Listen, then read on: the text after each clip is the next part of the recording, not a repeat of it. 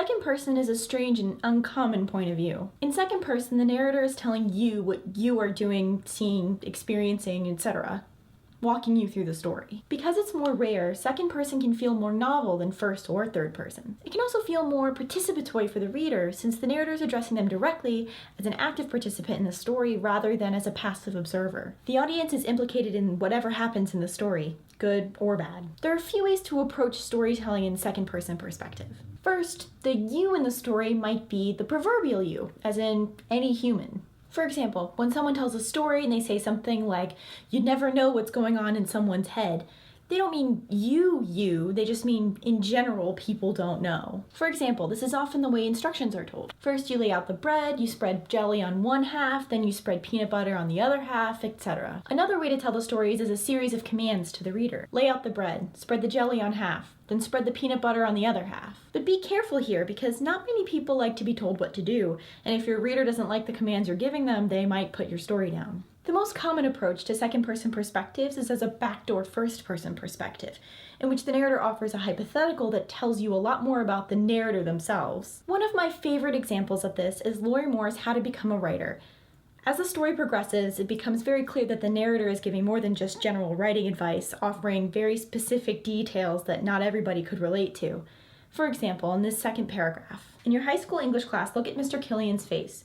Decide that faces are important. Write a villanelle about pores. Struggle. Write a sonnet. Count the syllables. 9, 10, 11, 13. Decide to experiment with fiction. The inclusion of the English teacher's name is telling. This is not the story of a general writer becoming a writer, but rather this writer becoming a writer. You can use the same idea of using tells in your story to show that it's a backdoor first-person narrative. Being unique and rare does not exempt second person from its share of obstacles, however. One potential pitfall of second person is that it can become very repetitive as you start every single sentence with you. Consider this example. You sit back at the table as the crowds mill around the food court. You take a sip of your soda and put your glass back down. You wait for the waitress. One easy way to fix this is to just cut out the yous altogether, as in this revised version of that example. Sit at the table as crowds mill around the food court. Sip your soda and place the glass back down. Wait for the waitress. However, as you can see, just straight removing the yous can make the tone very commanding. To fix this, all you have to do is experiment with your sentence structure. Find the best way to get the idea across without being too repetitive or without creating a really bossy narrator. The crowds mill around your table at the food court. Sip your soda and place the glass back down.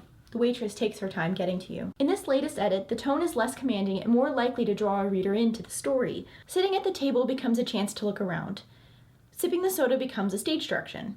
Waiting for the waitress becomes an observation of a dawdling service worker rather than a command.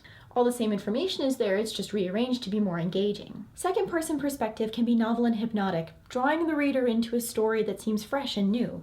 However, it can be a very challenging perspective to master.